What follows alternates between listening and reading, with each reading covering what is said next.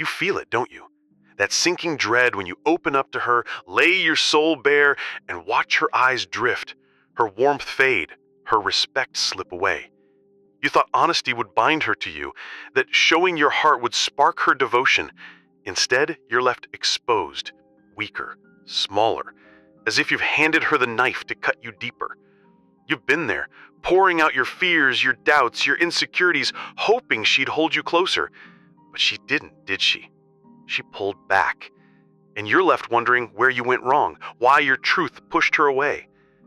Deep down, you know the answer. You gave away your power, and now you're paying the price. Why does your honesty betray you? Why does baring your soul make her distant? You've been taught to be open, to share everything, to believe vulnerability is the key to love.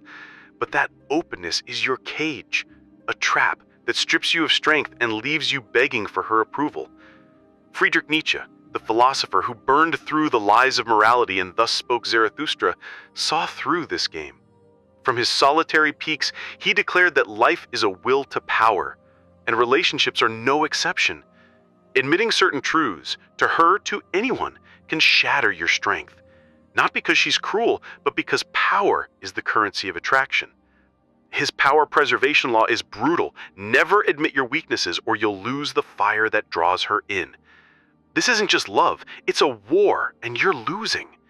You don't want to hear this. You want to believe she'll love you for your flaws, that your confessions will make her stay, that being real is enough.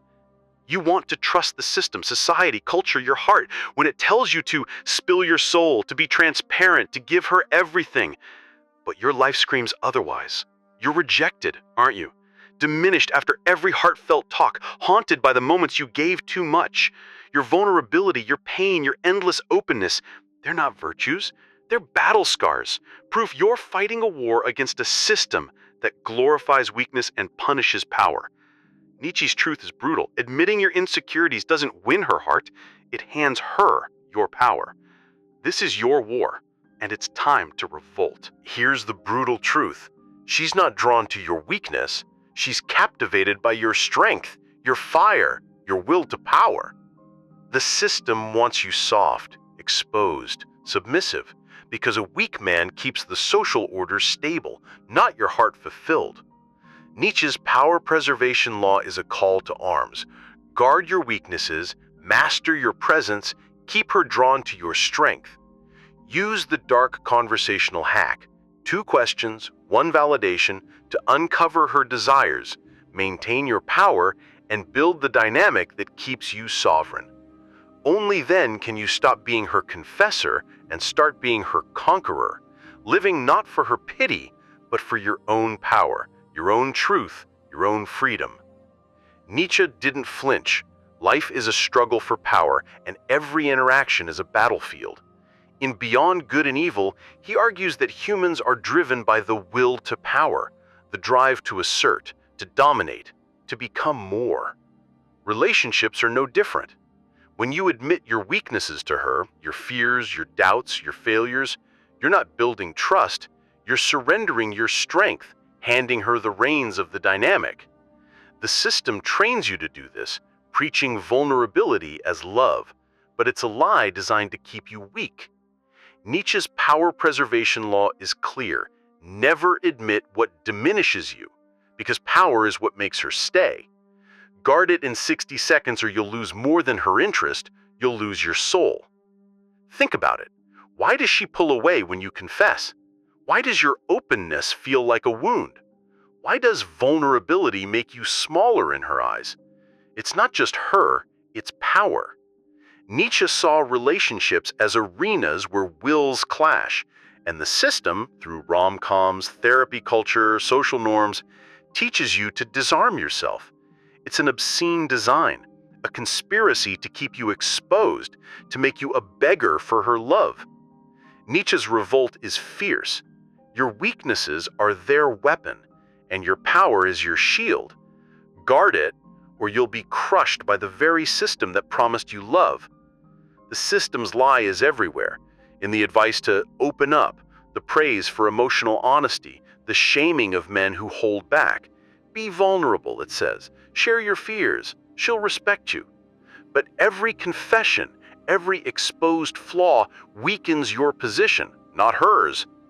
Nietzsche's truth is a blade. The system wants you powerless, but you can preserve your strength by keeping your weaknesses silent. Revolt against this obscenity, or you'll spend your life confessing to women who leave you behind. Nietzsche's power preservation law is simple but brutal. Never admit your insecurities, your failures, or your neediness to a woman. Why? Because these admissions erode the will to power that fuels attraction. She's not drawn to your weakness, she's drawn to your strength, your mystery, your unyielding presence. Admitting your doubts doesn't make her closer. It makes her question your worth. The system wants you to confess, to lay bare your soul, because a vulnerable man is a controlled man. But Nietzsche's law is your rebellion. Keep your weaknesses hidden, project your power, and let her orbit your strength. In 60 seconds, what should you never admit? Your fear of losing her? It signals desperation, not devotion. Your past failures, they mark you as less, not human. Your need for her approval, it hands her the power, not you. These aren't lies to hide, they're weapons to wield, preserving your strength by keeping her guessing. Nietzsche's philosophy isn't about deceit, it's about mastery, about commanding the dynamic by guarding what weakens you. The system wants you exposed. Nietzsche demands you armored. Look at your life. Really look at it. You're caught in a cycle, aren't you? You meet her, you feel the spark, you want her to know you. So you confess. You share your fears, your struggles, your heart, believing it'll make her stay. But she doesn't. She grows distant. Her texts slow. Her eyes wander. You double down, confess more, chase harder, thinking transparency will fix it. But it doesn't. You're not winning her, you're losing yourself, bleeding power with every word, every plea. You're not her lover, you're her confessor, and you're breaking under the weight. Nietzsche would call this self-betrayal.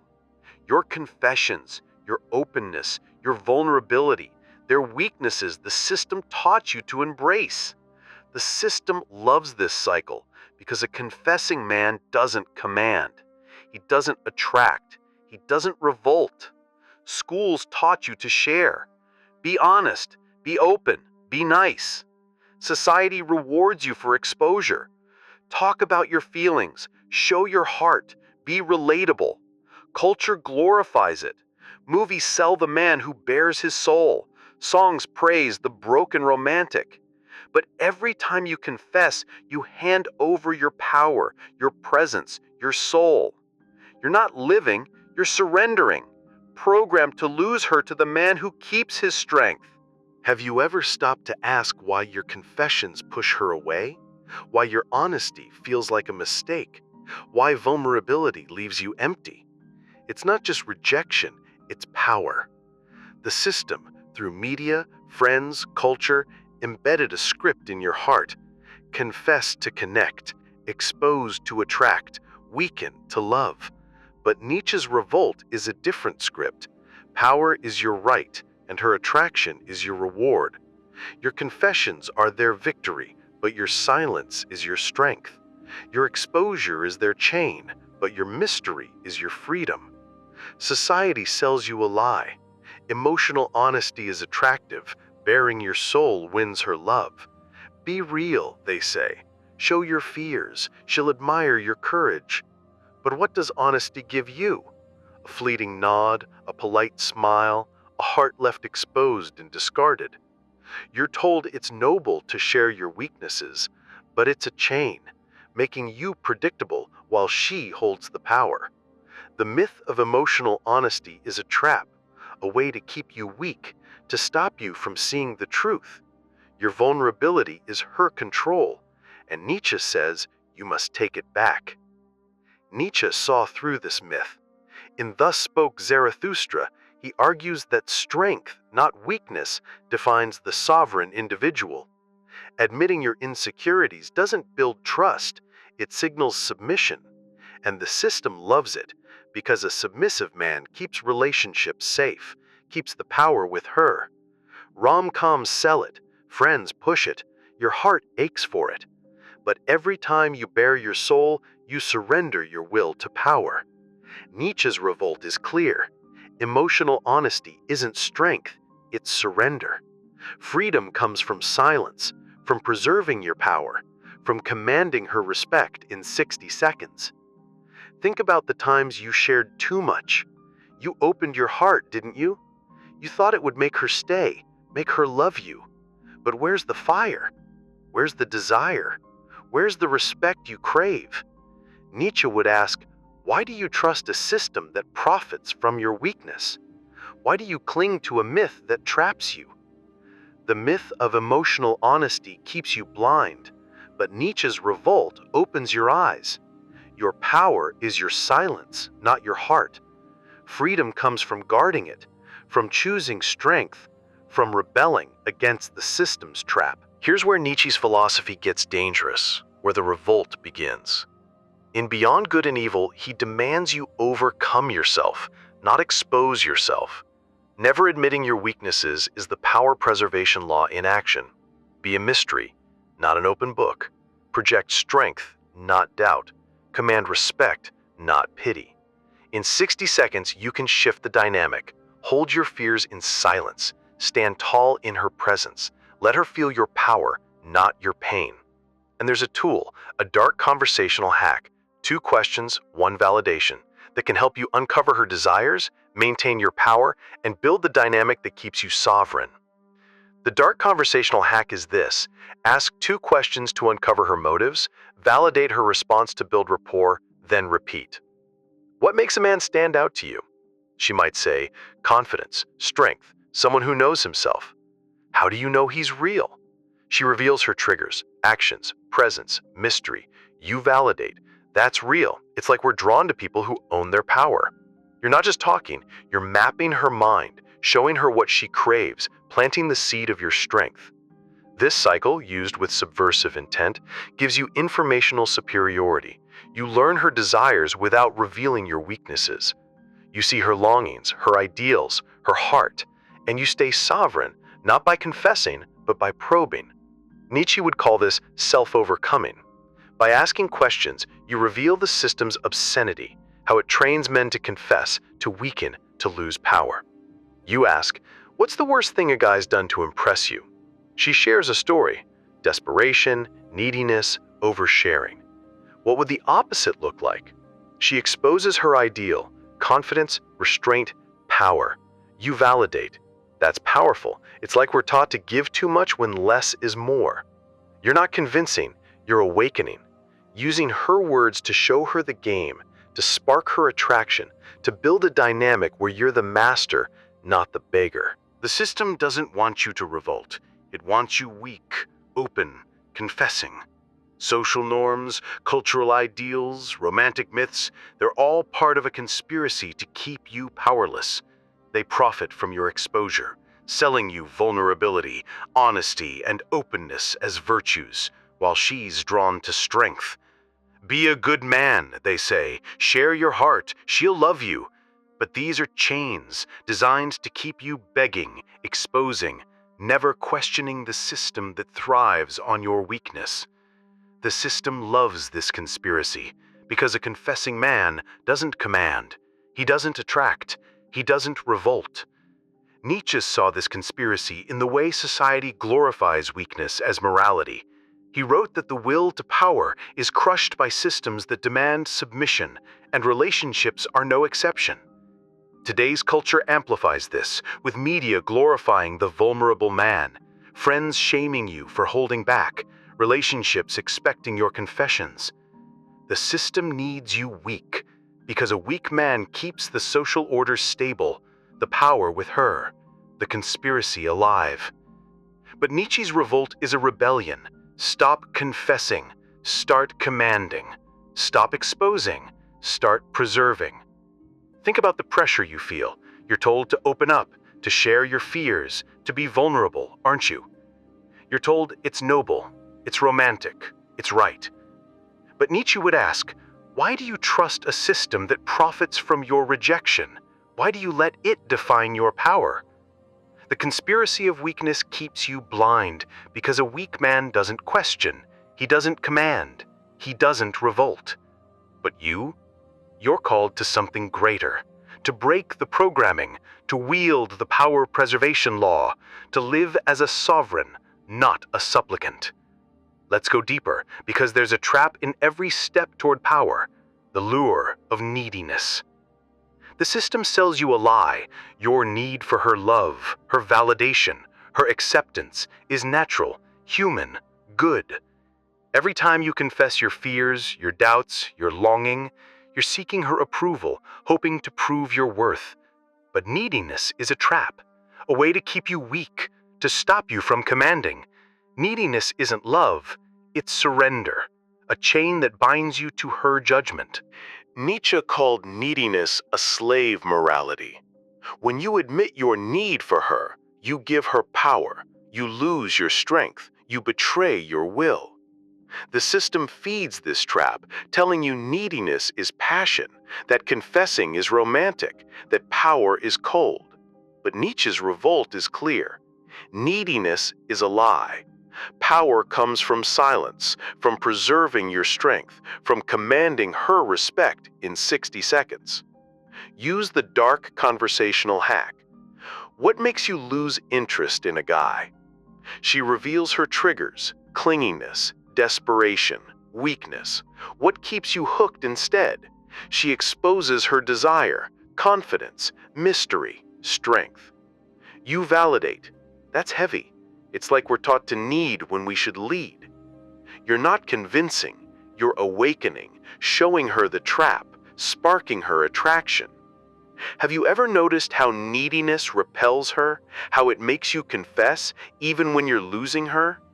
The system loves this trap because a needy man doesn't question, he doesn't command, he doesn't revolt. But Nietzsche's truth is a liberation. Reject neediness, embrace power, guard your soul.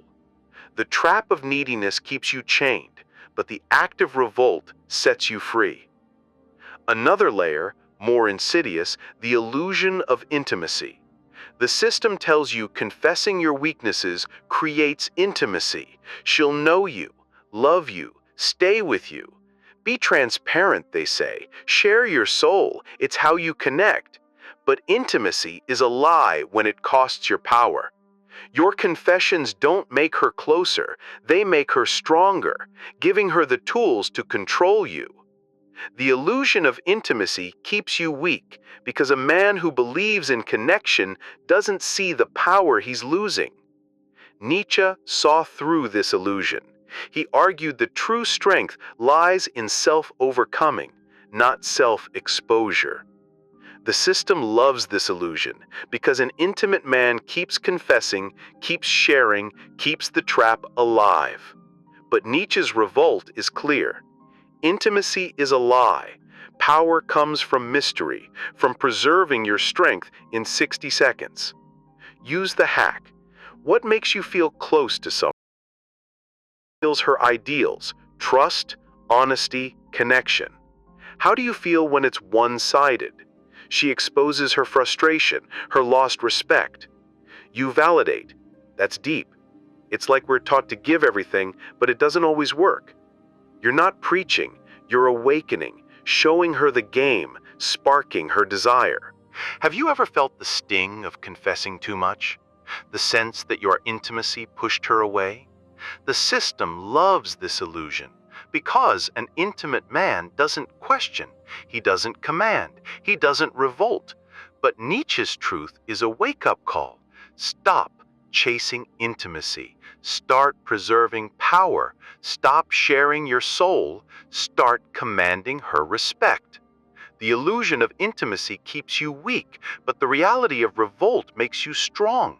Let's dig deeper, because there's a cost to confessing, to admitting your weaknesses, to letting the system keep you exposed. It's the cost to your soul. Every time you share your fears, your failures, your neediness, you lose a piece of yourself, your confidence, your strength, your truth. You become a shadow, a beggar, a ghost of the man you could be. Your heart aches, unfulfilled. Your dreams fade, ignored. Your soul dims, starved of the power it craves. Nietzsche saw confession as a betrayal of the will. When you admit your weaknesses, you don't just lose her, you lose your life. You become her subject, a prisoner of her judgment. But the revolt is different. It's a fight for life, for power, for sovereignty. It's about preserving your strength in 60 seconds, commanding her respect, living undeniable, even when it scares you. It's about using the dark conversational hack to awaken others, to build a rebellion, to reclaim your soul. It's about facing the fear, the doubt, the rejection, and refusing to confess anymore. Have you ever felt that hollowness of confessing? That sense that you're not living but diminishing? Nietzsche would say that's the moment to revolt, to confront the system's lies, to demand your soul back. Your confessions are their victory, but your revolt is your power. Your exposure is their chain, but your silence is your freedom. The cost of confession is your soul, and no woman is worth that price. Here's the deepest truth, the one that cuts to the bone. The system keeps you weak by demanding your confessions, but Nietzsche's power preservation law lets you guard your strength in 60 seconds. Every weakness you hide, every power you project, every dynamic you command is a battle in the revolt, a step towards sovereignty, a rebellion against the system that keeps you exposed. You're not here to confess, you're here to conquer, to wield your power, to live free. Nietzsche's voice echoes across the centuries, fierce and unyielding. Overcome yourself.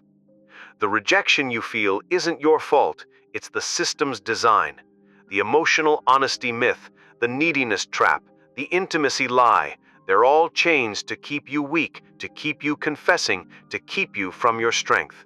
But you were born for more. You were born to preserve your power, to reclaim your soul, to live with strength in defiance of their rules. The revolt you need isn't against her, it's within you.